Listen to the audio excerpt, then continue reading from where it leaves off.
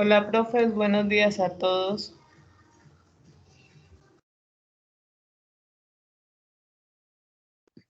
Buenos días, profe.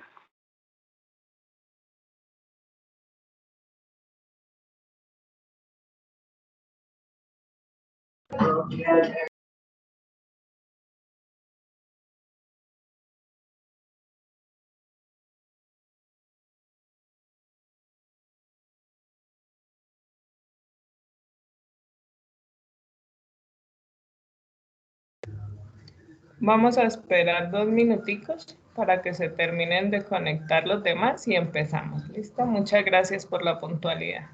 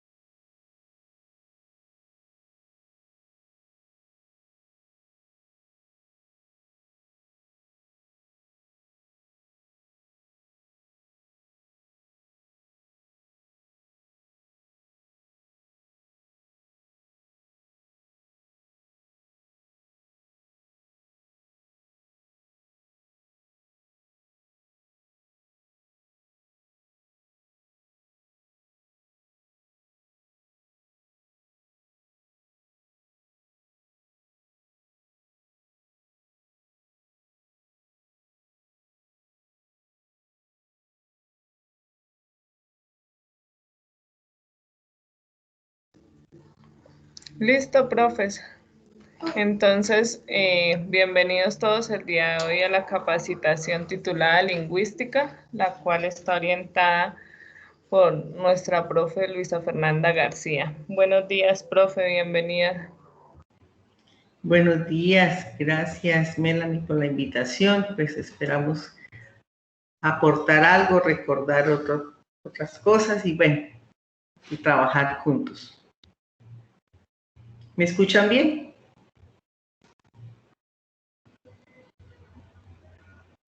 Sí, Sí, señora. Bueno, entonces vamos a empezar. Respeto a todos los que están puntuales trabajando aquí el día de hoy. Bueno, vamos a hablar de un tema que se llama la lingüística. A veces cuando nosotros estábamos estudiando fonoaudiología y empezó esto de la lingüística, uno entraba como en una crisis emocional de pronto por los contenidos que tenía el proceso.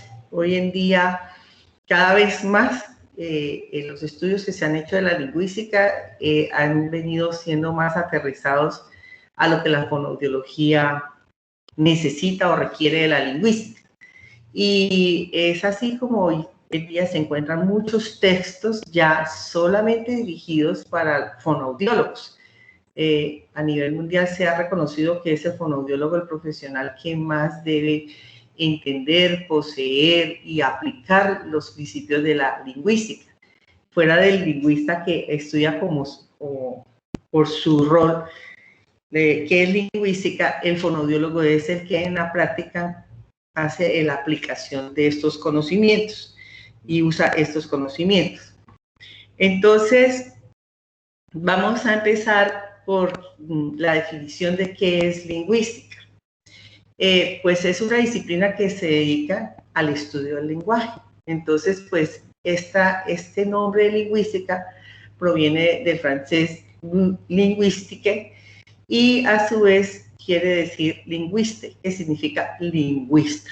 ¿Y qué es un lingüista? Pues la lingüística es la ciencia que estudia el lenguaje y sus estructuras y sus componentes. Y el lingüista es la persona que trabaja todo lo que es el estudio, la descripción y la explicación de cada una de las lenguas. Y esta lengua está entendida como un sistema de signos autónomos. Entonces, hace mucho tiempo, las únicas personas que sabían de lingüística eran los lingüistas. Hoy en día, los fonoaudiólogos requerimos mucho del conocimiento de la lingüística para la ejecución de nuestro quehacer, sobre todo aquellos fonoaudiólogos que trabajamos en el área del lenguaje e incluso del habla. Bueno, entonces la lingüística también estudia toda la lengua en distintos niveles, por ejemplo, la fonética, la fonología, la morfología, la sintaxis, el léxico y la parte semántica. Son como los componentes del lenguaje que nosotros los fonoaudiólogos trabajamos cuando trabajamos lenguaje. Y también analiza a partir de su realización del proceso de habla y mediante disciplinas la pragmática y la lingüística textual, que es todo lo que es el lenguaje escrito.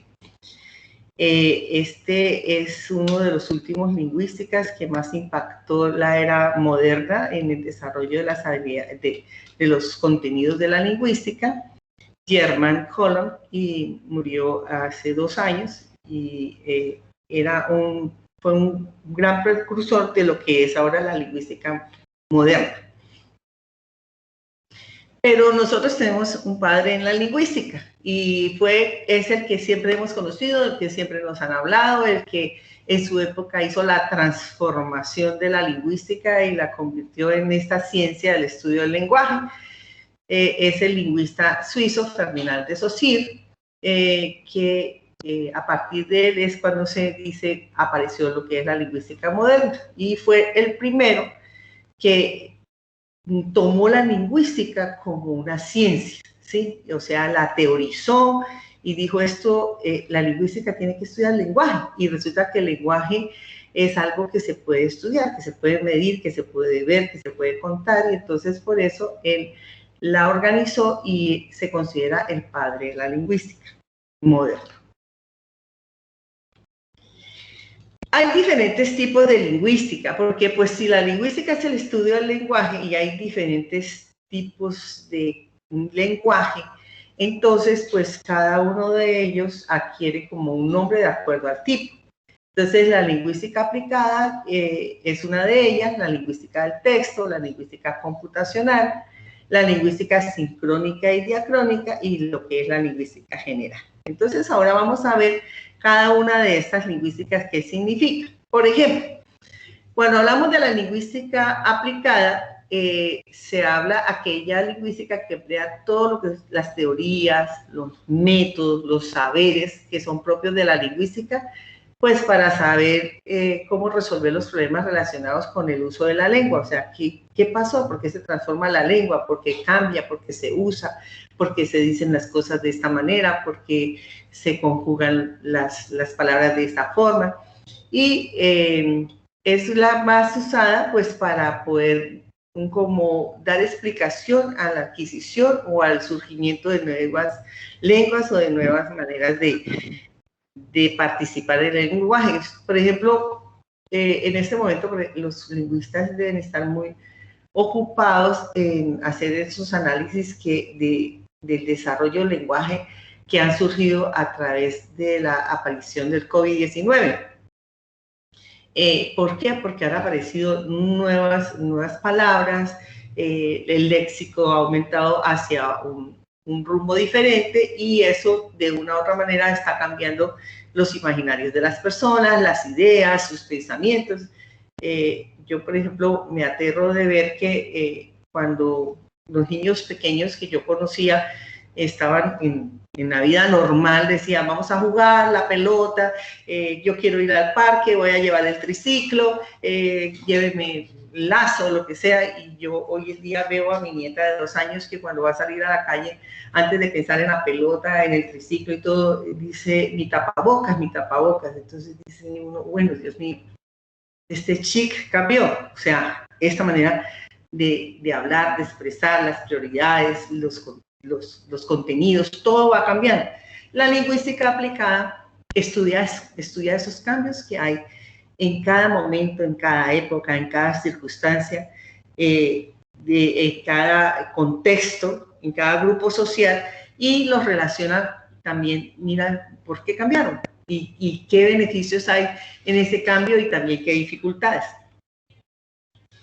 Cuando hablamos de la lingüística de texto o la lingüística textual, esta es una de las áreas de la lingüística que nos compete a la fonoaudiología, sobre todo porque nosotros estudiamos también todo lo que es el lenguaje escrito, no solamente el lenguaje oral, sino el lenguaje escrito. Entonces, en el lenguaje escrito está la lingüística textual o la del texto, que es una rama de la lingüística que tiene por objeto estudiar todo lo que es un texto, su cohesión, su coherencia, las características de ese acto comunicativo verbal, cómo se analiza, cómo se clasifican todas esas estructuras, cómo se rigen, qué sentido tienen, qué tipo de lingüística textual se utiliza y cómo se manejan las oraciones, cómo se manejan las ideas, cómo se plasman. Cuando uno habla de esta lingüística no puede uno dejar de pensar en el libro de Rita Flores de El regalo de la escritura, donde ella habla de que antes de hacer un proceso motor, como generalmente se piensa que es la escritura, se hace un proceso neurocognitivo que permite que las personas entiendan o por lo menos prevean qué es lo que van a decir, qué es lo que van a explicar y cómo lo van a decir y cómo lo van a hilar. Y esto es una de las áreas que a nosotros nos compete. Cuando hace algunos meses hicimos una capacitación sobre la fonoaudiología forense, las personas que nos dieron la capacitación hablaban de la importancia para ellos de los escritos que hacían aquellas personas que ellos evaluaban, porque ahí en esos escritos ellos podían ver muchas condiciones de la procedencia, de la lengua materna, de la manera de hablar, de pensar, de la pragmática que les servía para identificar muchas cosas que en la fonoaudiología forense eran muy importantes. También ahora se ha intensificado lo que es la lingüística computacional, o en informática se denomina así, lingüística computacional, y el proceso que se analiza ahí es mirar todo lo que tiene que ver con la inteligencia artificial y el desarrollo de los programas de la asistencia a usuarios de una computadora.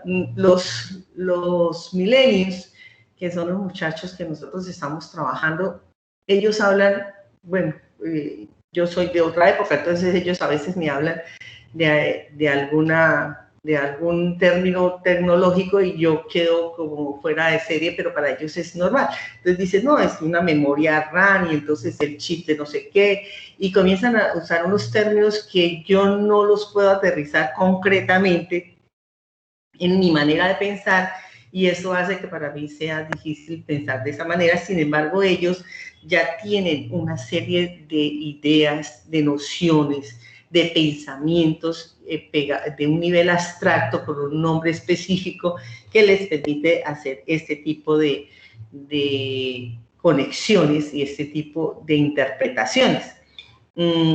La lingüística computacional pues sería otra área que algún día nuestros estudiantes pudieran trabajar. Yo personalmente no me siento ni con la capacidad ni logro entender muchas cosas de estas, no lo podría hacer. Para mí la lingüística general y más tradicional es la que entiendo. Pero muy seguramente muchos de ellos, la fonoaudiología va a tener que estar inmersa en esto porque esto es el hoy y el futuro. Y es algo en donde el fonoaudiólogo, que es el especialista en el lenguaje, en la comunicación, tendrá que aprender. Sobre todo que muy seguramente cuando yo veía a los supersónicos decía, ay, tan chévere eso y tan lejano, y ya estamos en la época de los supersónicos, entonces ellos sí van a entender cómo se va a manejar esta manera o este tipo de lenguaje que se usa en la tecnología o en la informática.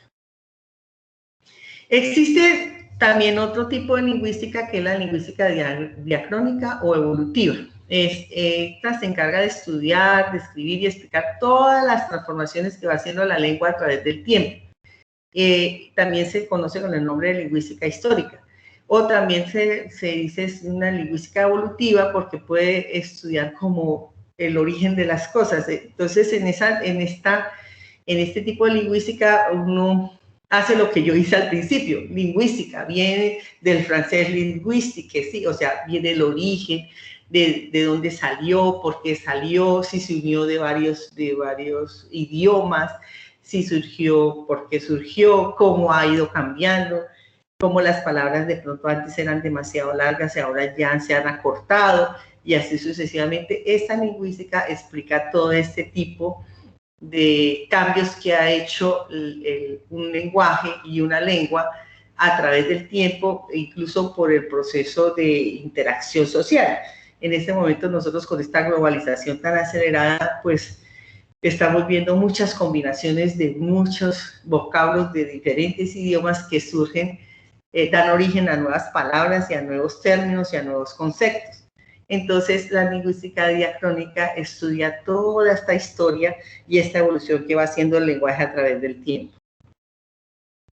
La lingüística sincrónica hace el mismo proceso que la diacrónica, pero lo hace en un tiempo determinado. Entonces, lo que hace es escoger como el lugar, el tiempo, el contexto. Y digo, bueno, ¿qué pasó, por ejemplo, en el lenguaje, en el desarrollo del lenguaje, de la comunicación y todo, de los habitantes de Cúcuta, cómo se comunicaban en el año de 1960 y cómo se comunicaban en el 70 y en el 80 y hoy en día en el 2020? ¿Qué ha pasado? ¿Por qué han cambiado su manera de hablar? ¿Por qué se expresan de diferente forma? ¿Por qué palabras han aparecido? ¿Qué palabras se han transformado? ¿Qué nuevos vocablos se han creado? ¿Cuál es la raíz de esos vocablos? Entonces, la lingüística sincrónica hace el mismo proceso que la diacrónica, pero lo limita en un tiempo, en un espacio, en un contexto. Los históricos hacen mucho ese tipo de cosas. Es de las cosas que más hacen los lingüistas puros, perdón. Como mirar qué es lo que está realmente sucediendo en un contexto, por qué cambian la manera de hablar o la manera de hacer construcciones de las frases. La lingüística general, pues se llama así porque tiene todas las vertientes teóricas y metodológicas de lo que es el estudio del lenguaje. Saussure es el padre de la lingüística general. Él empezó es la base, la macro. Dijo, mire, esto es el lenguaje son tantas cosas. De hecho, él empezó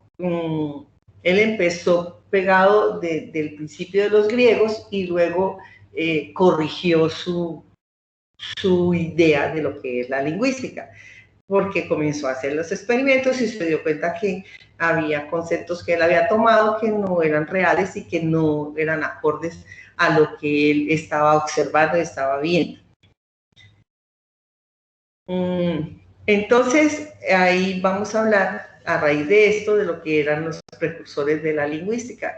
Hay muchos, y como les decía, Germán Colón es uno de los últimos que ha hecho muchísimos aportes a la lingüística, pero no podemos, sino, pues no puse aquí, sino como los que más impactaron inicialmente en este estudio. Entonces, los primeros que hablaron de lingüística en la vida fueron los griegos, y entonces los griegos hablaron de la lingüística como una expresión de pensamiento.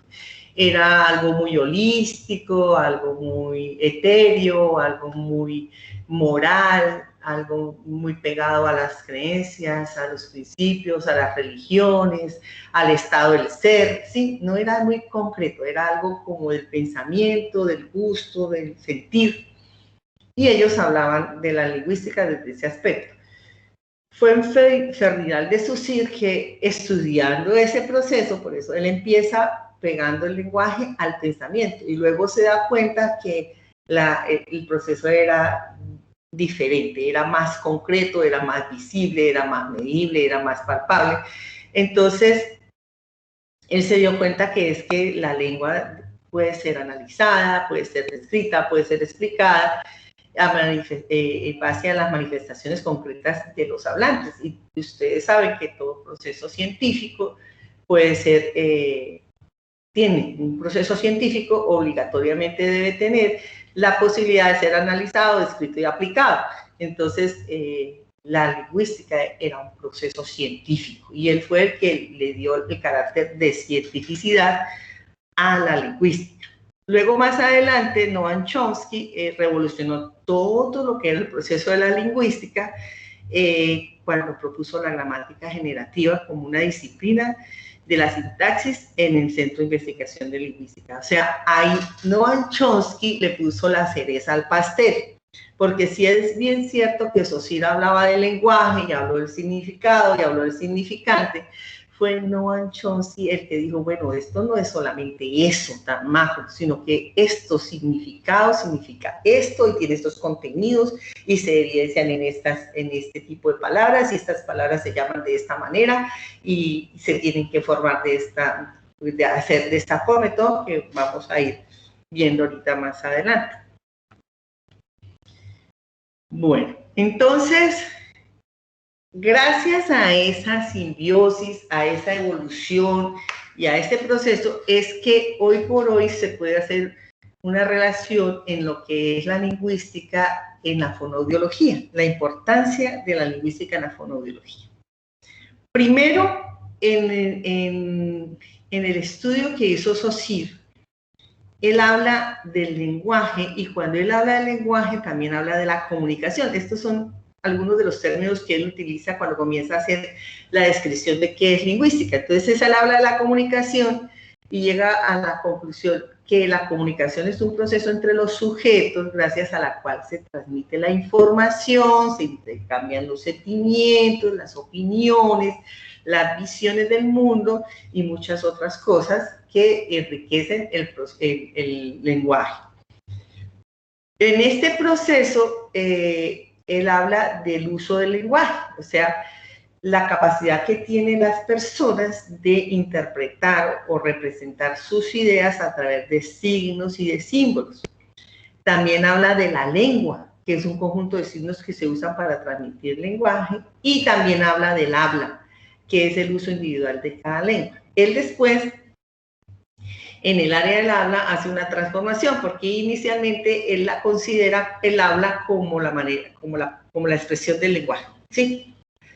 Solo manifestar. Luego él hace una corrección y la pone más específica como la conocemos hoy en día. Entonces, uno de los términos que maneja la lingüística y para ellos es importante es la comunicación y para la fonoaudiología es la base de nuestro desarrollo. Entonces la fonoaudiología, los profesionales de fonoaudiología son los expertos en la comunicación humana y sus trastornos, o sea que esto de la lingüística tiene que ver con nosotros. Y como les estaba diciendo, Socir, cuando empieza a trabajar sobre procesos de comunicación, nombra el lenguaje. Y entonces él dice que el lenguaje es una facultad que tiene el hombre, que es armónica, que es compleja y que tiene una estructura.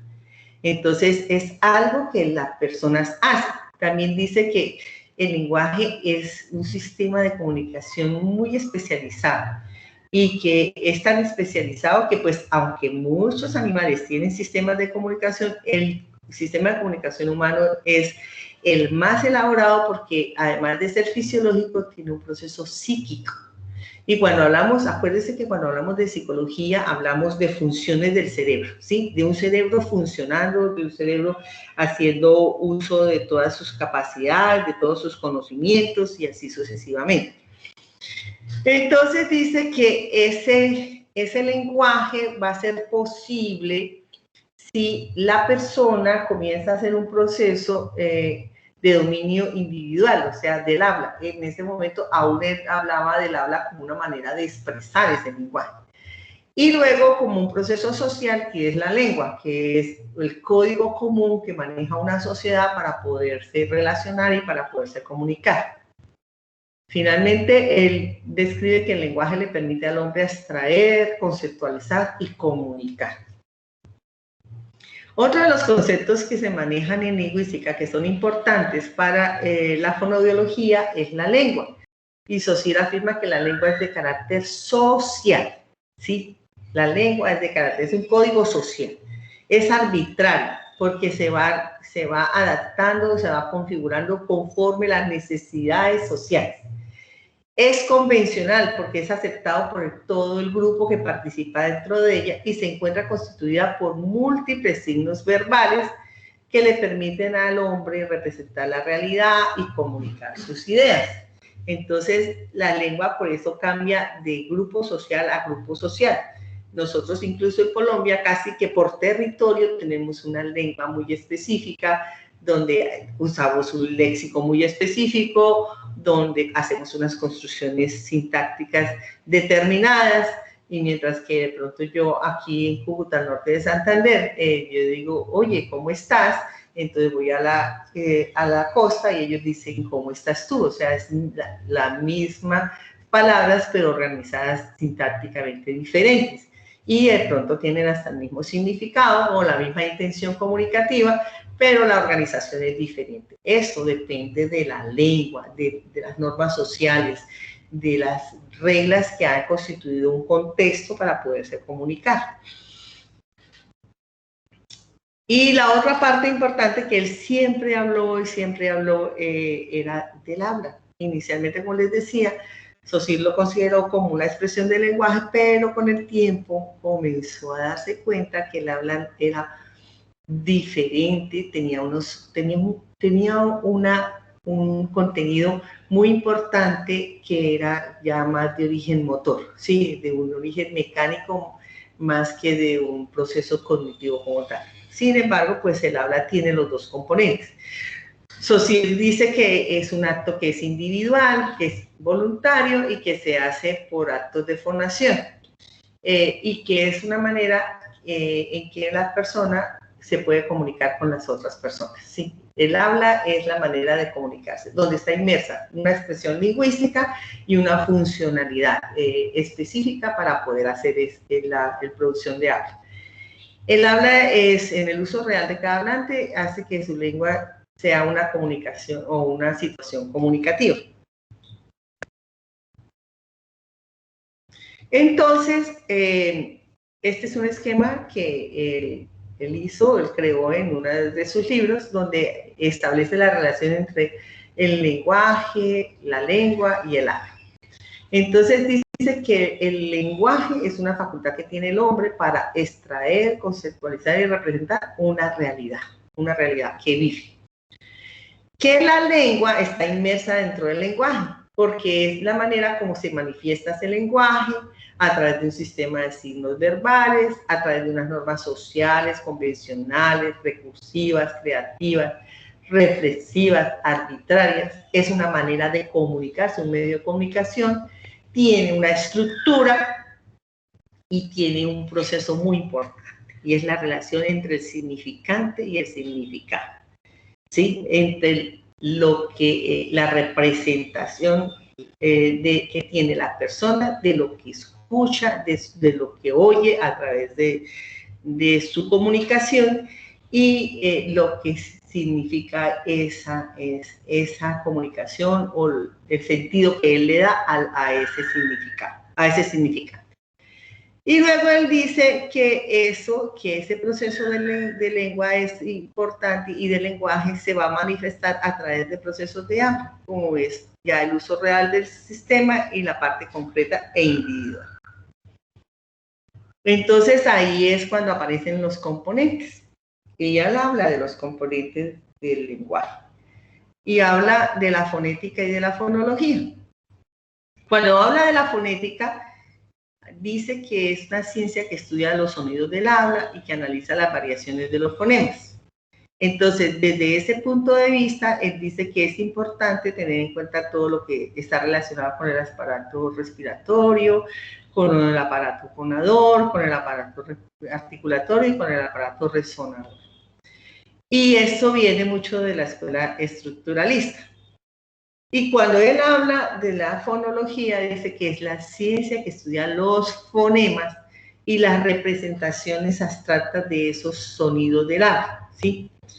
Y habla de que cuando uno estudia la fonología tiene que tener en cuenta todo lo que son los elementos segmentales, como lo que es el fonema y la sílaba, y los elementos suprasegmentales, como es el grupo fónico, el acento, el ritmo, la entonación, las pausas, entre otras. También este es un concepto que él maneja desde la escuela estructuralista.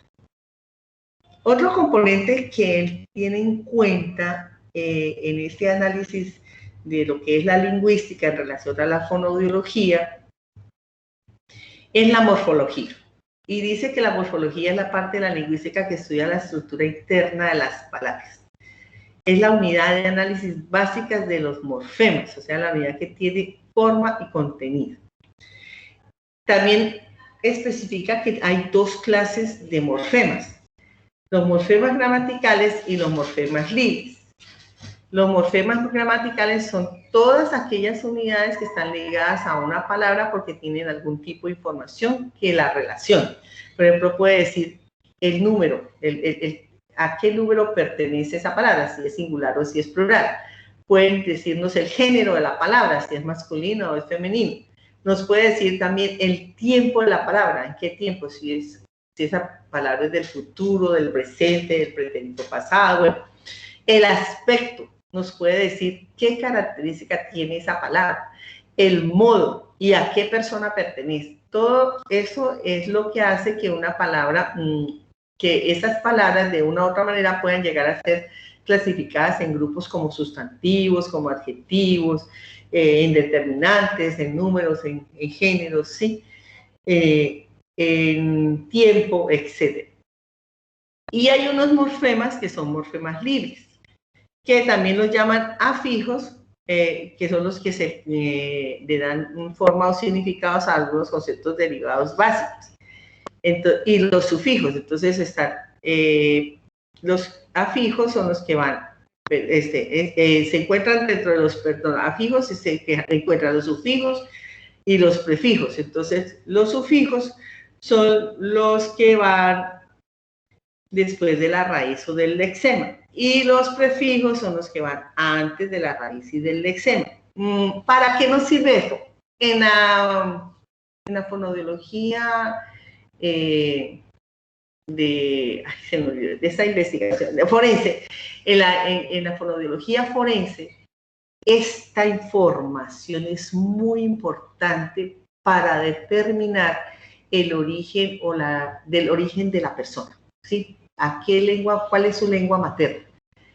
Algunas investigaciones que se han hecho en fonoaudiología forense se han podido determinar, por ejemplo, que la persona que está investigada no era española sino francesa, o que no era venezolana sino colombiana, por decir algo así, solamente por el estudio que se hace de los morfemas libres en su expresión oral o en su expresión escrita.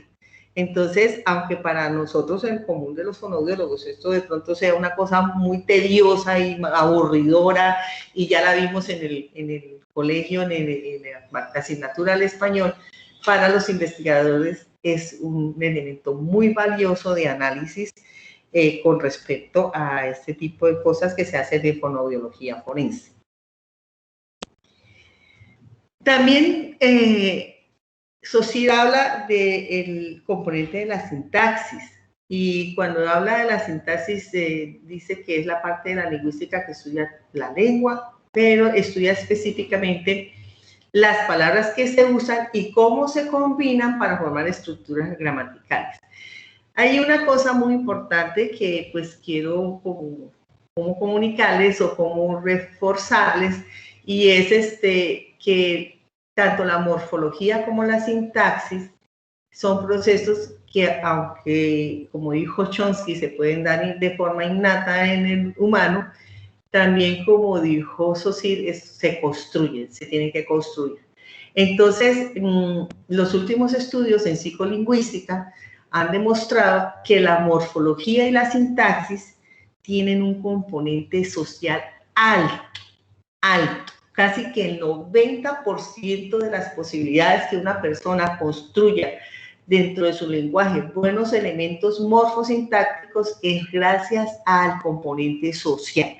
¿Qué quiere decir eso? Que una persona necesita para aprender, manejar, construir, crear, utilizar, etcétera, procesos morfosintácticos adecuados, relacionarse con el otro, hablar con el otro, compartir con el otro, interaccionar. Por eso, una de las áreas y componentes del lenguaje que se van a ver más afectados hacia el futuro es la morfosintaxis, porque el diálogo, la interacción, la participación activa de los grupos se ha venido acabando. Y ustedes ven las fotos todos los días en todos los lados, donde vamos a hacer una reunión y se han reunido 5, 10, 15 y todos están mirando un celular. No hay conversación, no hay diálogo. Es más, están comunicándose a través del chat, del WhatsApp, pero no hay interacción. Y la morfosintaxis se desarrolla en la interacción humana. Entonces, este es un componente del lenguaje que se va a ver muy afectado en nuestras próximas generaciones. O sea que tenemos trabajito en esta. La sintaxis tiene dos categorías muy importantes, que una se llama la gramatical, donde las palabras se relacionan con todo tipo de conceptos que representan o la función que representan dentro de la oración, como que yo digo, esta palabra es un sustantivo, esta palabra es un verbo, adverbio, su pronombre es un determinante, es una preposición, una conjunción, una interjección. Y la otra es la categoría funcional, o sea, ¿qué función tienen dentro de la estructura sintáctica? Pertenecen al sujeto, pertenecen al predicado, pertenecen al complemento. ¿Y qué tipo de complemento? Esto cuando lo veíamos en el colegio decíamos, sí, esto es muy horrible, pero es secuencial. Y si tú vas a trabajar un proceso de lenguaje, tienes que saber que esto existe y que tienes que conocerlo y que tienes que manejarlo, porque si no estás dejando los vacíos. A mí a veces cuando me llegan los niños me dicen, no, es que la pediatra dijo que había un problema en lenguaje. Le dije yo, listo, sí señora, entonces la vamos a evaluar para mirar. Digo, no, pero ¿por qué la va a evaluar si ya la pediatra dijo que había un problema en lenguaje? Le dije, sí señora, hay un problema en lenguaje, pero acuérdense de la charla que nos dio el profesor Néstor hace unos días sobre los trastornos específicos del lenguaje. Los trastornos específicos del lenguaje ni siquiera son tan específicos, o sea, hay muchas cosas que producen un trastorno del lenguaje. Entonces yo tengo que evaluar para mirar por lo menos cuál puede ser la posible causa de ese trastorno para saber cuál es la terapéutica que tengo que aplicar. ¿Sí? Porque aunque yo aplique cualquier terapéutica que no le va a hacer daño, si yo le aplicara la que el niño necesita, pues la evolución va a ser significativa. Entonces, muchas de estas tienen que ver con estos conceptos y estos conocimientos de que yo tengo que saber el niño qué está haciendo.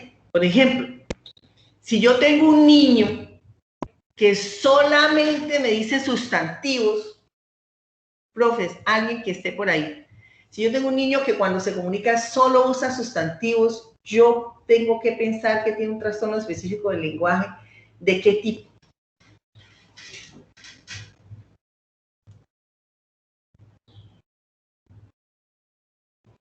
¿Alguno me puede ayudar? Gramatical. Sí, tiene un trastorno gramatical porque solamente dice sustantivos. Pero ¿por qué no dice verbos? Por ejemplo, porque los niños deberían decir verbos. ¿Por qué un niño no usa verbos? ¿Qué pasó en su desarrollo, en su crecimiento, que no está usando los verbos al comunicarse? ¿Qué principio tienen los verbos, por ejemplo? ¿Qué es un verbo? Una acción. Excelente, es una acción. Y la acción, cuando yo pienso en la acción, ¿en qué pienso? Interacción, hacer. Movimiento. En movimiento, excelente. Cuando yo pienso en acción, pienso en movimiento. Y si yo pienso en movimiento, entonces eso, ¿qué me puede hacer pensar? ¿Que el niño que le está fallando? Movimiento muscular. Exacto. El desarrollo psicomotor. Sí, señores. Eso. Mire, se me paran los pelos cuando los escucho porque siento una emoción grande. ¿Por qué? Porque entonces tengo que pensar que si un niño solo me habla sustantivos y no me dice verbos, que los verbos son tan obvios en la comunicación humana, ese niño está teniendo fallas en los procesos de acción. Y los procesos de acción están pegados a los procesos de motricidad. Y los procesos de motricidad están limitados en dos áreas, en motricidad fina y motricidad gruesa. Entonces yo necesito la asesoría de un terapeuta físico, neurodesarrollista, ojalá que me diga en la motricidad gruesa cuál es el problema. Y necesito el asesoramiento de una terapeuta ocupacional que me diga en la motricidad fina cuál es el problema y que me ayude en ese proceso. Porque toda producción lingüística tiene una base motora. Si falla una base motora, va a haber un trastorno lingüístico. Entonces, pero yo, si no sé de estas categorías gramaticales, de que un niño a esta edad tiene que decir sustantivos, verbos, adverbios, pronombres, preposiciones, etcétera, si yo no conozco cómo es que esto evoluciona, entonces para mí un lenguaje es como lo piensa el pueblo, como lo piensa la mamá. Dice, aquí yo tengo una mamá que me escribe, yo necesito es que el niño hable, yo necesito que el niño hable. Entonces ella piensa que si yo me siento una hora y le hablo y le hablo y le hablo, el niño a la hora ya empezar a hacer lo mismo que yo. Entonces me ha tocado casi que explicarle con plastilina que esto es un proceso y que si el niño hay cosas que no hace con anterioridad, por ejemplo, en bases motoras, en bases visuales, en bases auditivas, o sea, porque el lenguaje es el resultado de toda la integralidad sensorial. Entonces, el niño por eso no habla. Y el niño sí comprende, pero no está haciendo. Y fíjense lo que dijo Sosi, habla, que es la expresión del lenguaje, él hablaba de eso. Entonces, y después descubrió que no solo tenía una base neurocognitiva, sino una base motora. Entonces ahí, bueno, la neurocognitiva está bien, porque el niño me está entendiendo muchas cosas y todo, y tiene intención de comunicarse porque él produce cosas, pero no me lo está diciendo bien. Entonces aquí hay un componente motor.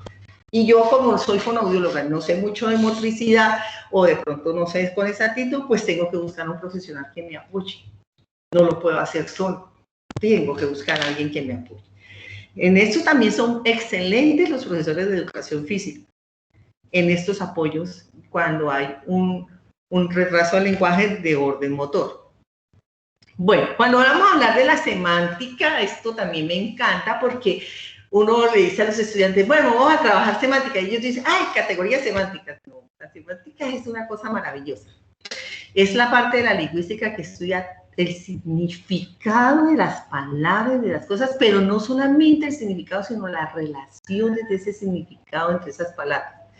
Y está formado por contenidos y por imágenes. Acuérdese que el significado es el contenido o la imagen mental y está formado por significantes, que es la forma de esa imagen, de que es la representación acústica. La semántica tiene varios, aquí yo traté como de agruparlos lo más posible para entender la importancia de trabajar una buena semántica. Primero, como es el resultado de la integralidad del significado y del significante, entonces si vamos a hablar de los significantes, tenemos que saber que los significantes se pueden determinar por homonimia o por homofonía. ¿Ustedes saben qué es homonimia?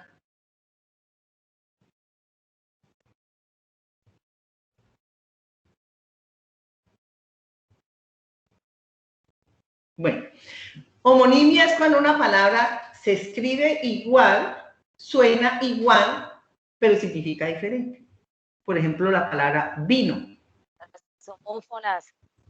Eso, las homonimias, no, las homófonas son diferentes. Las homonimias es las que se escriben igual, se pronuncian igual, pero significan diferente. Como la palabra vino, vino de beber y vino de venir, ¿sí? Se escriben igual, se escuchan igual, pero tienen un significado diferente. Ahora, la homofonía, ¿cuáles son las homófonas? Las que se escuchan igual, pero se escriben diferente, ¿no? Exactamente, se escuchan igual, pero se escriben diferente y significan diferente. Resulta que esas palabras, acuérdense lo que estamos hablando allá arriba. Un significante es la imagen acústica de la palabra. Entonces, resulta que yo empiezo a trabajarle al niño categorías semánticas y yo tendría que trabajarle la imagen acústica. O sea, yo le tengo que decir, en español es más difícil porque tenemos palabras que tienen una palabra que puede tener varios significados.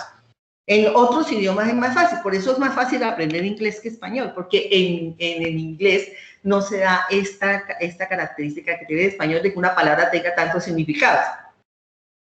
Entonces yo tendría que explicarle a los niños más bien que mira, hay palabras que se escuchan igual, pero incluso se escriben igual, pero significan diferente, o hay palabras que se escuchan igual, que se escriben diferente y terminan diferente. Y la mejor manera de explicar esto es como el mismo Saussure lo dijo, desde lo concreto hasta lo abstracto. O sea, trabajo con los objetos, los llevo a las láminas y luego solo a la conversación. Y nosotros a veces fallamos en el proceso de desarrollo lingüístico porque no llevamos el proceso. Primero es primero, segundo es segundo y tercero es tercero. La otra parte importante del entendimiento del significado y del significante en la semántica es la relación que hay entre ellos.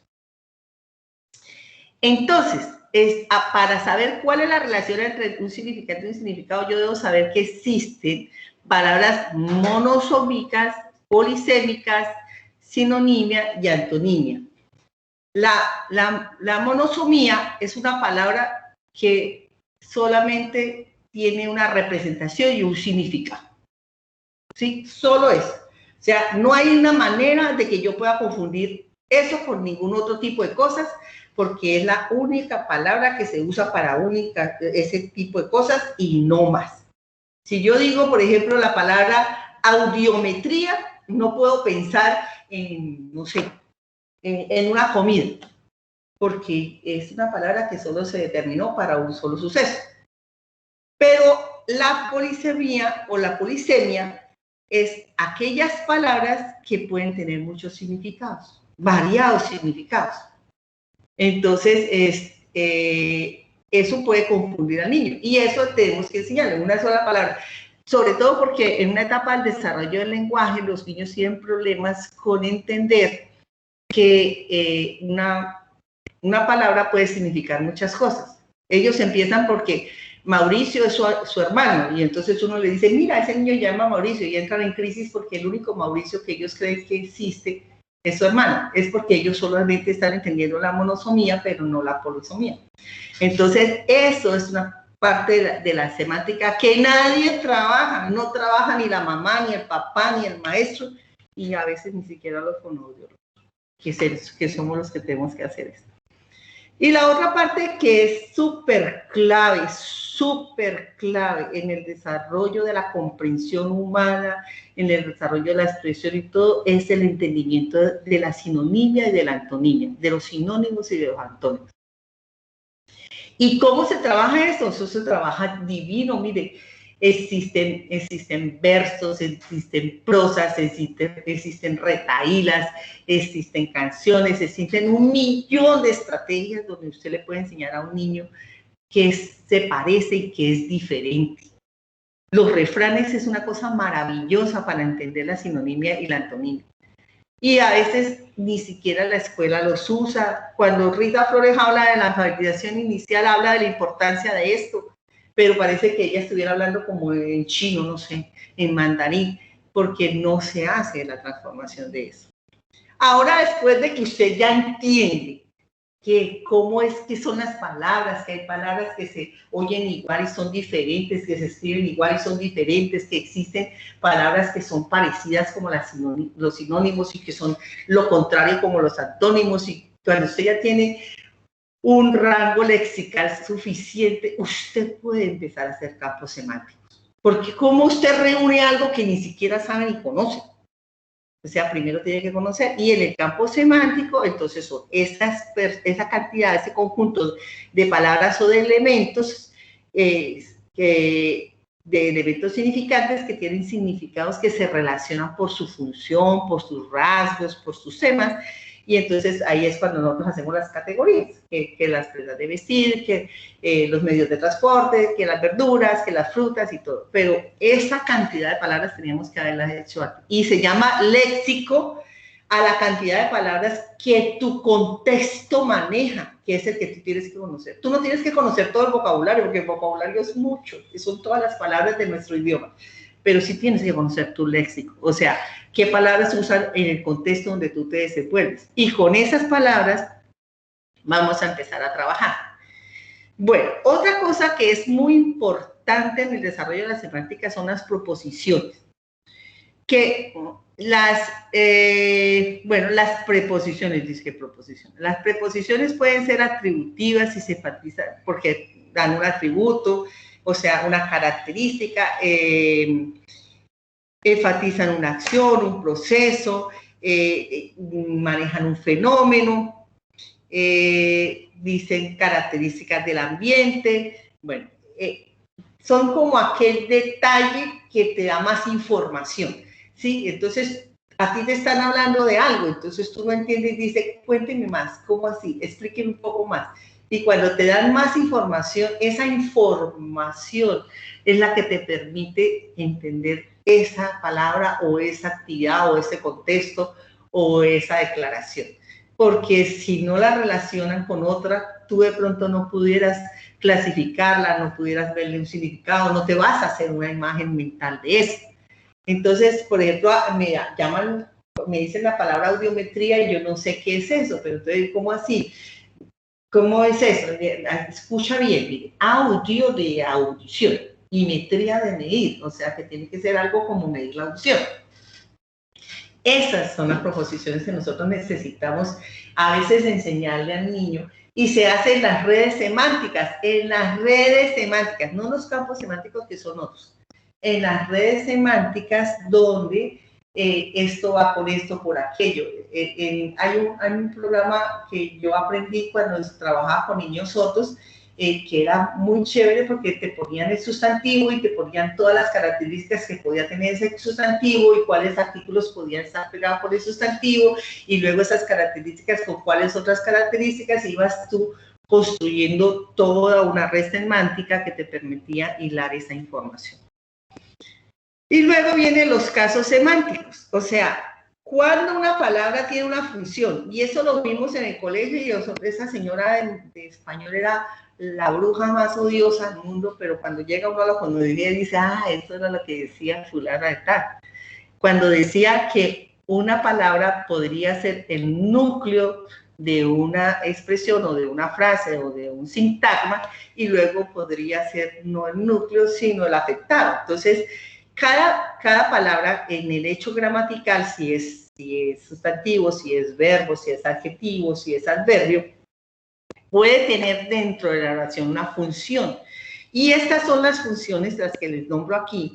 No, pues en alguna otra oportunidad podemos hablar específicamente de cada una de esas, pero estas son las funciones que puede tener un hecho gramatical dentro de, como un significado. O sea, una palabra puede actuar como agente, como objeto, como instrumento, como modo, como locativo, como un proceso temporal, como un proceso causal, como un proceso conmutativo, como un proceso atributivo, que puede tener una finalidad, puede actuar como un paciente o puede actuar como un proceso dativo.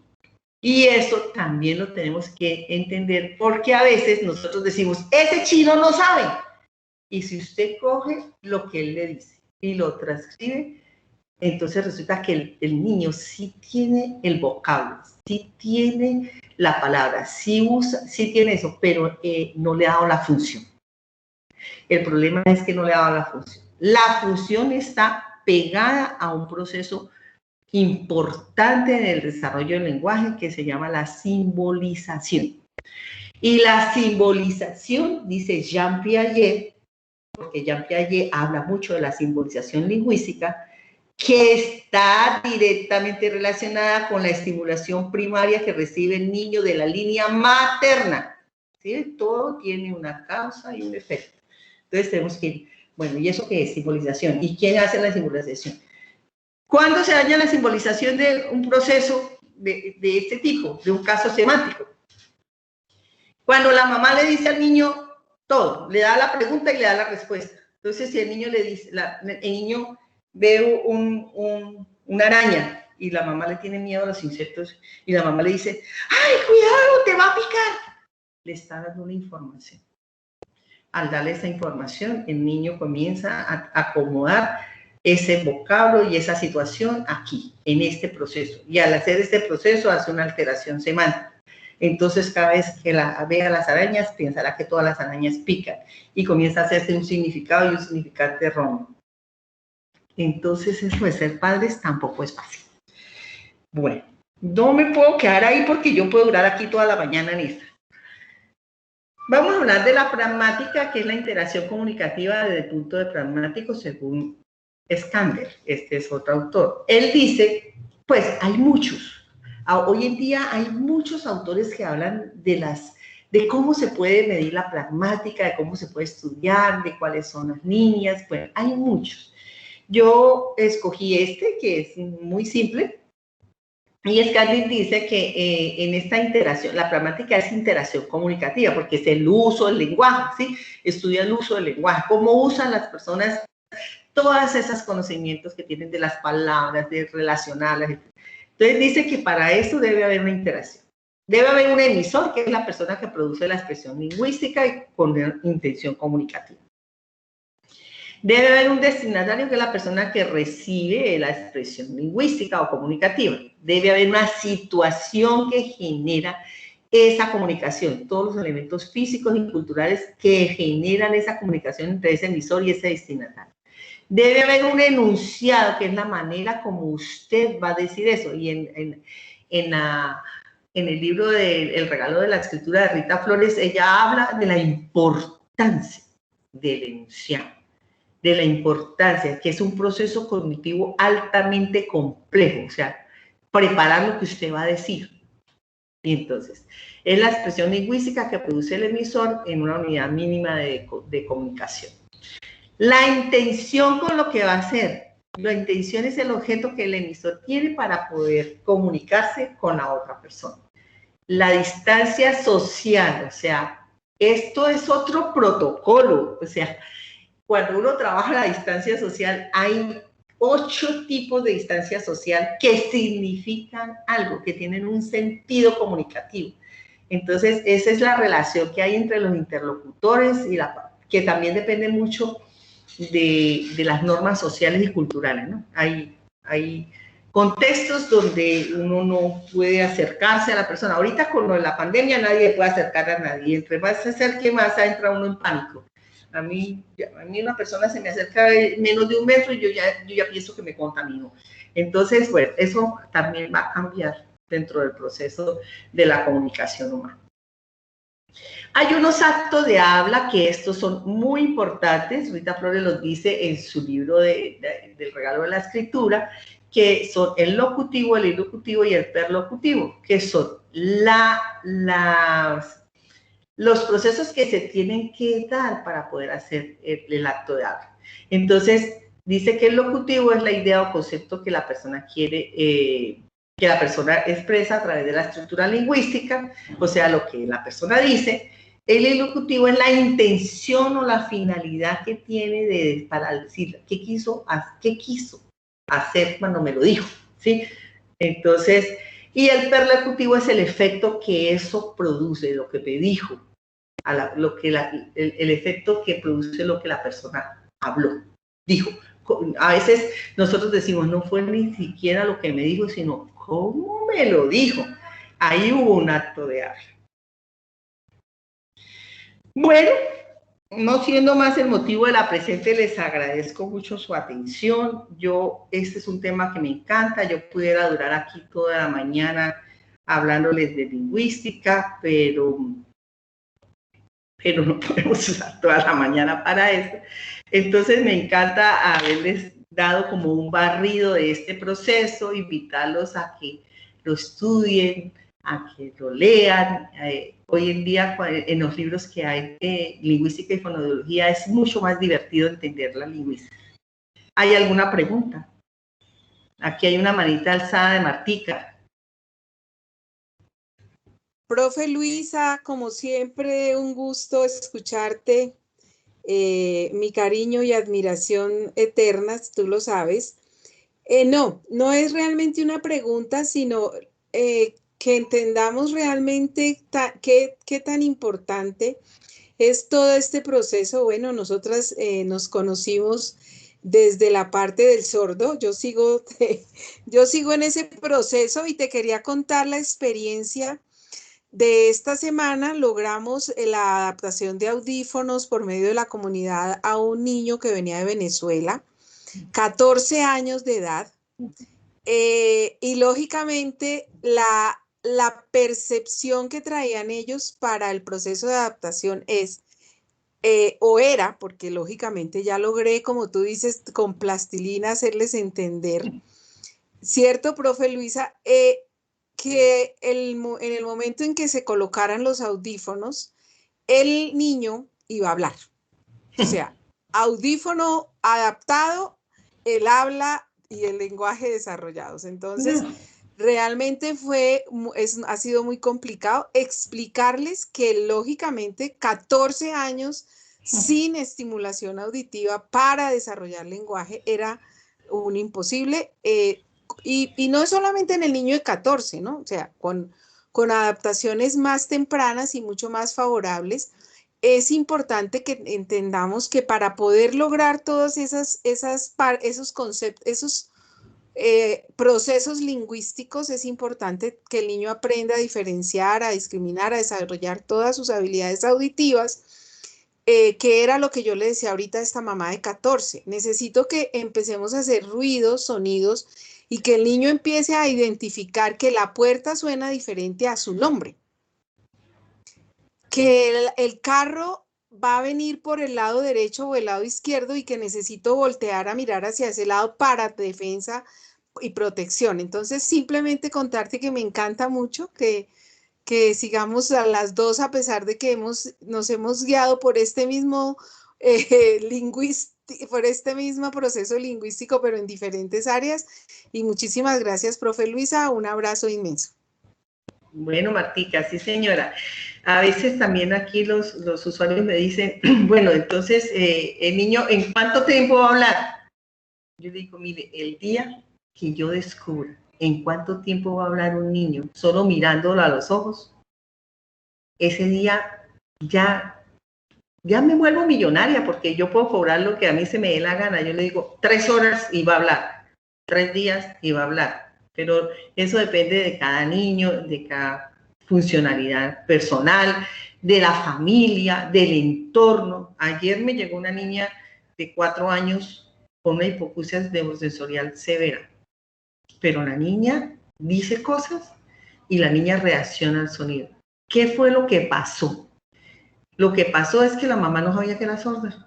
Y como la mamá no sabía que era sorda, ni nadie se lo había dicho, la mamá todo el tiempo desde los 2 años dijo, mi niña no habla, mi niña no habla, mi niña no habla, pero solamente hasta ahorita en alguna oportunidad, y en esto sí les voy a decir, claro, una oportunidad le hicieron un examen auditivo y el examen auditivo se lo hizo una enfermera. Entonces, cuando el examen auditivo lo hace una persona que no sabe, pues da el diagnóstico que dio la enfermera. Dijo que no había normalidad, aunque había unas leves bajas. Y la audiometría la interpretó un médico general. Entonces, él dijo, listo, eso con terapia le va a solucionar. Entonces, ahí el proceso estuvo mal. La audiometría tenía que haberla hecho una fonoaudióloga. Y el diagnóstico médico, un otorrino. Entonces, claro, como no eran los que eran idóneos, y yo no sé por qué, uno da un diagnóstico que no sabe, o sea, al que no tiene potestad, se tardaron 4 años en darse cuenta que la niña era una sorda bilateral profunda. Entonces, pero claro, como nadie sabía que era una sorda bilateral profunda, siempre la trataron como oyente, siempre le dieron todos los estímulos, entonces la niña ha aprendido. Ahora, pues claro, ya se le está haciendo todo el proceso. Bueno, la idea es hacerle un implante coclear y todo eso, entonces eso va a mejorar el proceso, pero la niña viene siendo estimulada y viene siendo tratada como una niña oyente, entonces ella ha adquirido habilidad. La posibilidad de que yo le decía ayer a la mamá, usted no crea que le vamos a poner el implante coclear y al día siguiente la niña va a hablar como los niños de 4 años. No, señora. Eso la va a ayudar mucho, pero va a ser un proceso. Y además le cuento que es un proceso que es arduo, que es doloroso, que requiere paciencia, que requiere entrenamiento, porque eso no es una cosa mágica. Si yo supiera en cuánto tiempo un niño que no habla hoy, habla mañana, yo ya estaría como, no sé, en la luna, porque ya tendría plata para viajar a la luna cada fin de semana, yo me imagino. Entonces sí es un proceso, es un paso a paso. Si no se hace como se debe hacer, tampoco avanza como debería avanzar. Por eso es necesario evaluar para saber exactamente de qué estamos hablando, dónde está el problema, por dónde tenemos que empezar para poder planear y hacer las cosas como deben ser. ¿Alguna otra pregunta o participación? Profe Luisa, qué pena con Melanie. Una cosita que no se me vaya a pasar. Es que como usted inició la reunión, para que porfa me descargue, me haga el favor y me descargue la asistencia de los participantes. Le encargo Sí, señora. No vayamos a desconectar. Se la pongo ahí en el grupo de docentes. Listo, sí, señora. Bueno, cualquier cosa con mucho gusto en lo que yo les pueda servir. Existen unos protocolos para evaluar la lingüística por edades, entonces si alguno lo necesita, pues yo tengo algunos de esos, otros los podemos mirar cómo los conseguimos y podemos trabajar estos procesos. En lingüística no se ha hecho mucha investigación, podemos hacerla para las próximas común, las investigaciones del Salón de Investigaciones y bueno, muchas gracias por su atención. Profe Luisa, muchas gracias a usted. Okay, Muchas gracias. Qué buenas. Gracias. Muy bien. Gracias, profe, por toda la información. Buen día. Muchas gracias, Luisita. Un abrazo. Hasta luego. Luisa, muchísimas gracias. Muchas gracias. Hasta luego.